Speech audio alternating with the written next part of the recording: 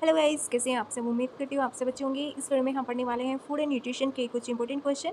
और ये सभी क्वेश्चन आपके एग्जाम में प्रीवियस एग्जाम में पूछे गए क्वेश्चन हैं। जो बच्चे टीजीटी पीजीटी की तैयारी कर रहे हैं या फिर किसी अदर एग्जाम की तैयारी कर रहे हैं होम साइंस से रिलेटेड, सभी बच्चों के लिए वीडियो हेल्पफुल होने वाली है, क्योंकि ये टॉपिक सभी एग्जाम में पूछे जाते हैं। तो चलिए वीडियो शुरू करेंगे। क्वेश्चन नंबर 1 यहाँ पर देखेंगे। FSAI, जिसको हम फसाई बोलते हैं, उसकी परिभाषा के अनुसार निम्नलिखित में से कौन सा फोर्टिफाइड फूड का सही उदाहरण नहीं है। तो इसके अकॉर्डिंग इसका आंसर हो जाएगा ऑप्शन नंबर 4, गेहूं का भूसा मिला हुआ मिश्रित अनाज का आटा। यह फोर्टिफाइड फूड का उदाहरण नहीं है। बाकी आयोडीन युक्त नमक, विटामिन डी मिला हुआ दूध और विटामिन डी मिला हुआ खाद्य तेल, ये सभी फोर्टिफाइड फूड के उदाहरण हैं। क्वेश्चन नंबर 2 है, खाद्य सुरक्षा और मानक जैविक खाद्य विनियमन किस वर्ष में अधिसूचित किया गया था। इसका राइट आंसर हो जाएगा आपका ऑप्शन नंबर 3, 2017 में यह अधिनियम अधिसूचित किया गया था। क्वेश्चन नंबर 3 है, स्टार्च का डेक्सट्रिन में ध्रुवीकरण किस एंजाइम द्वारा किया जाता है। थर्ड का राइट आंसर है ऑप्शन नंबर 1, इसका हो जाएगा अल्फा अमाइलेज। क्वेश्चन नंबर 4, अल्पावधि विकासात्मक काल रेखा के अनुसार नए खाद्य उत्पाद विकास के प्रमुख चरण क्या हैं। 4 का राइट आंसर है आपका option number second. Option number second इसका राइट आंसर है। धारणा, उत्पत्ति एवं मूल्यांकन, प्रारंभिक विकास, बाजार में परिचय एवं मूल्यांकन, अग्रिम विकास। क्वेश्चन नंबर 5 है, निम्नलिखित में से कौन सा शरीर में लौह तत्व के अवशोषण को बढ़ाता है। राइट आंसर है आपका ऑप्शन नंबर 3, स्कॉर्बिक एसिड, जिसको हम क्या बोलते हैं, विटामिन सी। विटामिन सी का रासायनिक नाम है स्कॉर्बिक एसिड, और यह शरीर में लौह तत्व के अवशोषण को बढ़ाता है। क्वेश्चन नंबर 6 है, जब एक प्यूरिन अथवा पिरिमिडिन एक फोस्फोरिक शर्करा अवशेष के साथ जुड़ता है तो परिमाण स्वरूप बनने वाला युग्मक क्या कहलाता है। राइट आंसर आपका हो जाएगा ऑप्शन नंबर सेकेंड, ये कहलाता है न्यूक्लियोटाइड। क्वेश्चन नंबर 7 है, भोजन से प्राप्त प्यूरिन के चयापचय का अंतिम उत्पाद क्या है। 7 का राइट आंसर हो जाएगा आपका option number 1, uric acid. Question number 8 है, किस विटामिन का रासायनिक नाम साइनोकोबाल्मिन है। और ये बहुत ही इंपॉर्टेंट विटामिन है, जो कि एग्जाम में हर एक एग्जाम में इससे रिलेटेड क्वेश्चन पूछा जाता है। और इसका राइट आंसर आपका हो जाएगा ऑप्शन नंबर 1, विटामिन B12 को ही रासायनिक नाम में हम क्या कहते हैं, साइनोकोबाल्मिन कहते हैं। कोबाल्ट, इसमें कोबाल्ट 16 होता है। क्वेश्चन नंबर, और जो ये कोबाल्ट 60 होता है, कोबाल्ट 60 ये कैंसर के उपयोग जो इलाज होता है उसमें उपयोग किया जाता है। क्वेश्चन नंबर 9 है, वसा ऊतक निम्नलिखित में से कौन से हार्मोन का उत्पादन करता है जो शरीर में समान वजन को बनाए रखने के लिए भोजन खाने और ऊर्जा व्यय को नियंत्रित करता है। 9 का राइट आंसर है ऑप्शन नंबर सेकेंड, ये होता है लेप्टिन। क्वेश्चन नंबर 10 आ जाएगा, निम्नलिखित में से कौन सा हार्मोन स्टेरॉयड नहीं है। तो 10 का राइट आंसर है आपका ऑप्शन नंबर 3, इंसुलिन हार्मोन जो है ये स्टेरॉयड नहीं है। और इंसुलिन जो मधुमेह रोग होता है उसमें प्रयोग किया जाता है। इंसुलिन की जब कमी हो जाती है इस बॉडी में, तब मधुमेह रोग यानी जिसको हम डायबिटीज़ कहते हैं वह हो जाता है। क्वेश्चन नंबर 11 है, प्रोटीन किस प्रकृति के होते हैं। प्रोटीन हम प्रोटीन इसका राइट आंसर हो जाएगा आपका ऑप्शन नंबर 1, प्रोटीन जो है एम्फोटेरिक प्रकृति के होते हैं। क्वेश्चन नंबर 12 है, एराकिडोनिक एसिड की संरचना में कितने दोहरे बंध होते हैं। 12 का राइट आंसर है आपका ऑप्शन नंबर 4, इसमें होते हैं 4 बंध। क्वेश्चन नंबर 13, वसा के टूटने से प्राप्त ग्लिसरॉल किस में परिवर्तित हो जाता है। तो 13 का राइट आंसर होगा आपका option number 1, dihydroxy acetone phosphate में यह परिवर्तित हो जाता है। क्वेश्चन नंबर 14 है, फैटी एसिड से फैटी एसाइल को ए का निर्माण कोशिका के किस भाग में होता है। तो राइट आंसर आपका होगा option number second, mitochondria. Mitochondria को ही पावर हाउस कहते हैं। क्वेश्चन नंबर 15 है, बीटा ऑक्सीकरण और साइट्रिक एसिड चक्र के माध्यम से फॉर्मेटिक एसिड के पूर्ण ऑक्सीकरण से कितने एटीपी उत्पन्न होते हैं। 15 का राइट आंसर है ऑप्शन नंबर 3, 108। क्वेश्चन नंबर 16 है, निम्नलिखित में से किसमें अन्य घोलकों की अपेक्षा कुछ गलनांक, क्वथनांक एवं वाष्पीकरण की ऊष्मा है। 16 का राइट आंसर है आपका ऑप्शन नंबर 4, ये होता है जल।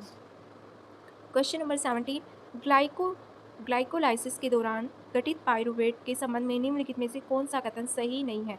17 का राइट आंसर हो जाएगा ऑप्शन नंबर 4, सक्सनाइल कोएंजाइम ए में परिवर्तित होना, यह यहाँ पर कथन सही नहीं है। क्वेश्चन नंबर 18 है, ग्लाइकोलाइसिस के प्रारंभिक चरण में एटीपी के कितने अणु का निवेश किया जाता है। 18 का राइट आंसर हो जाएगा ऑप्शन नंबर 1, 2 अणु का निवेश किया जाता है। क्वेश्चन नंबर 19, सुक्रोज के जल अपघटन से प्राप्त डेक्सट्रोज और लेवलोज के मिश्रण को कहते हैं। 19 का राइट आंसर है आपका ऑप्शन नंबर सेकेंड, इसको कहते हैं invert sugar. Question number 20, glycolysis चक्र में डिकार्बोक्सिलेशन प्रतिक्रिया के लिए निम्नलिखित में से कौन सा विटामिन आवश्यक है। 20 का राइट आंसर होगा ऑप्शन नंबर 1, ये होता है थायमिन। क्वेश्चन नंबर 21, भोजन या किसी घोल की अम्लता या क्षारीयता की डिग्री को व्यक्त करने के लिए किस शब्द का उपयोग किया जाता है? 21 का राइट आंसर है आपका option number third, hydrogen ion सांद्रता यानी पीएच। क्वेश्चन नंबर 22, निम्नलिखित में से कौन सी बाह्य कोशिकीय तरल पदार्थ के बढ़े हुए संचय की स्थिति है? तो इसका राइट आंसर आपका होगा ऑप्शन नंबर वन, एडिमा। इसको कहते हैं एडिमा और इसको हिंदी में क्या कहते हैं? सूजन, यानी जो स्वेलिंग होती है उसी को एडिमा कहते हैं। क्वेश्चन नंबर 23 है, खाद्य पदार्थ में लौह तत्व के आकलन में भस्मीकरण का उद्देश्य क्या है? 23 का राइट आंसर होगा आपका ऑप्शन नंबर वन, काल्पनिक पदार्थ को नष्ट करना। क्वेश्चन नंबर 24, निम्न में से वसा में एसिड मूल्य की गणना हेतु उसमें उपस्थित मुक्त वसा अम्ल को उदासीन करने के लिए प्रयोग में लिया जाता है? 24 का राइट आंसर होगा option number third, potassium hydroxide.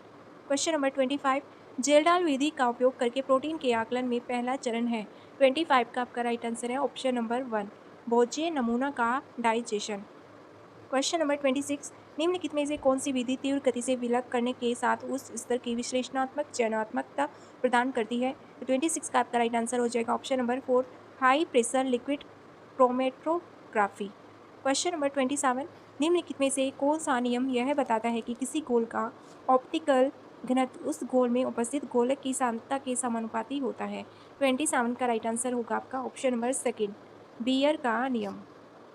Question number 28, protein आकलन में निम्नलिखित में से कौन सा गहरे रंग के कॉम्प्लेक्स में बदल जाता है और फिर अमीनो अम्ल का मूल्यांकन डेंसिटोमेट्रिक विधि से किया जाता है? 28 का राइट आंसर होगा option number third, ninhydrin. Question number 29, खाद्य पदार्थों में ऑक्जेलिक अम्ल का आकलन करने के लिए ऑक्जेलिक अम्ल को किस रूप में अवक्षेपित किया जाता है जिसे तत्पश्चात मानक पोटेशियम परमैंगनेट से टाइट्रेट किया जाता है? 29 का राइट आंसर होगा आपका option number third, calcium oxalate.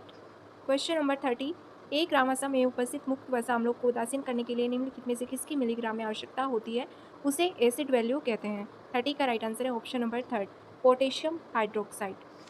Question number 31, जेलडाल विधि से प्रोटीन का निर्धारण किसके आकलन से किया जाता है? 31 का राइट आंसर होगा ऑप्शन नंबर सेकेंड, ये होता है नाइट्रोजन। क्वेश्चन नंबर 32, लीवर में यूरिया किससे बनता है? 32 का राइट आंसर है ऑप्शन नंबर वन, दो अमोनिया मॉल्स और कार्बन डाइऑक्साइड का एक अणु से। क्वेश्चन नंबर 33, एमिनो एसिड के गैर अमीनो अवशेषों को कहते हैं, इनको कहते हैं option number one right answer होगा, इसको कहते हैं कीटो अम्ल। Question number 34, di nitro phenyl hydrogen विधि का उपयोग खाद्य पदार्थों में निम्नलिखित में से किसका अनुमान लगाने के लिए किया जाता है? 34 का राइट आंसर होगा ऑप्शन नंबर सेकेंड, ये होता है ascorbic acid vitamin C. Question number 35, निम्नलिखित में से कौन सा पेशी का कार्य नहीं है?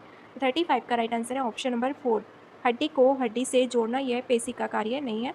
बाकी सभी पेशी का कार्य है ऊष्मा का उत्पादन करना, शरीर मुद्रा बनाए रखना, जोड़ों की स्थिरता। क्वेश्चन नंबर 36, निम्नलिखित में से कौन सी मांसपेशियां स्वेच्छा से नियंत्रित होती हैं? तो 36 का आपका राइट आंसर है ऑप्शन नंबर वन, रेखांकित पेशियां। Option number one right answer हो जाएगा। क्वेश्चन नंबर 37 है, निम्नलिखित में से कौन सा हार्मोन अग्नाशय रस और बाई कार्बोनेट के उत्पादन को उत्तेजित करता है? तो इसका राइट आंसर हो जाएगा आपका option number second, option number second right answer होगा कोलेसिस्टोकिनिन और secretin. Option number second right answer. Question number 38 है, निम्नलिखित में से शरीर के तापमान को किसके द्वारा नियंत्रित किया जाता है? 38 का राइट आंसर होगा आपका option number second, hypothalamus. Hypothalamus के द्वारा शरीर के तापमान को नियंत्रित किया जाता है। क्वेश्चन नंबर 39 है, डायूरेसिस का अर्थ है? 39 का राइट आंसर होगा ऑप्शन नंबर वन, सामान्य स्तर से अधिक मूत्र का उत्पादन, इसको कहते हैं डायूरेसिस। क्वेश्चन नंबर 40, निम्नलिखित में से कौन सी संधि कूल्हे के जोड़े में मौजूद है? 40 का राइट आंसर होगा ऑप्शन नंबर वन, बॉल एवं सॉकेट संधि। क्वेश्चन नंबर 41, निम्नलिखित में से कौन सा एंजाइम घुलनशील फाइब्रिनोजन को अघुलनशील फाइब्रिन में परिवर्तित करता है? तो 41 का भी राइट आंसर है आपका option number one, thrombin. Question number 42, निम्न में से कौन सा रक्त संगठक फेगोसाइटोसिस द्वारा रोगजनकों से शरीर को सुरक्षित करता है? 42 का राइट आंसर है ऑप्शन नंबर सेकेंड, ये होती हैं वाइट ब्लड सेल्स यानी श्वेत रक्त कणिकाएं। क्वेश्चन नंबर 43, लाल रक्त कणिकाओं का जीवन अवधि कितना होता है? ये भी क्वेश्चन बहुत ही बार रिपीट किया जाता है। तो 43 का आपका राइट आंसर हो जाएगा ऑप्शन नंबर सेकेंड, 120 डेज इनका जीवन काल होता है। क्वेश्चन नंबर 44, निम्नलिखित में से कौन सा हार्मोन ओव्यूलेशन को उत्तेजित करता है?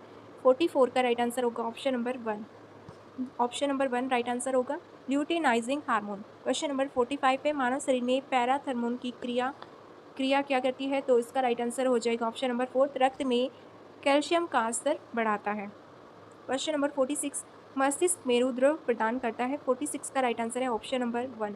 मस्तिष्क मेरु द्रव यांत्रिक सुरक्षा प्रदान करता है। क्वेश्चन नंबर 47, निम्नलिखित में से एक न्यूरॉन का हिस्सा नहीं है। 47 का आपका राइट आंसर होगा ऑप्शन नंबर 4, ग्लाइकोलाइटिक फाइबर। यह न्यूरॉन का हिस्सा नहीं है। एक कोशिका पिंड, डेंड्राइटिस और एक्सॉन, ये सभी न्यूरॉन के पार्ट हैं। क्वेश्चन नंबर 48 है, पानी का अधिकतम पुनः अवशोषण नेफ्रॉन के निम्नलिखित में से किस भाग में होता है। इसका राइट आंसर है ऑप्शन नंबर 1, समीपस्थ घुमावदार नलिका में। क्वेश्चन नंबर 49, निम्नलिखित में से क्या ग्लोमेरुलर निस्पंदन दर को नियंत्रित नहीं करता है। 49 का राइट आंसर आपका होगा ऑप्शन नंबर 4, आयनों का रासायनिक नियंत्रण। क्वेश्चन नंबर 50 जो कि हमारा लास्ट क्वेश्चन है, नेफ्रॉन का कौन सा भाग पानी और पोषक तत्वों के पुनः अवशोषण में भाग नहीं लेता है। 50 का राइट आंसर है ऑप्शन नंबर 1, बोमेंसन कैप्सूल।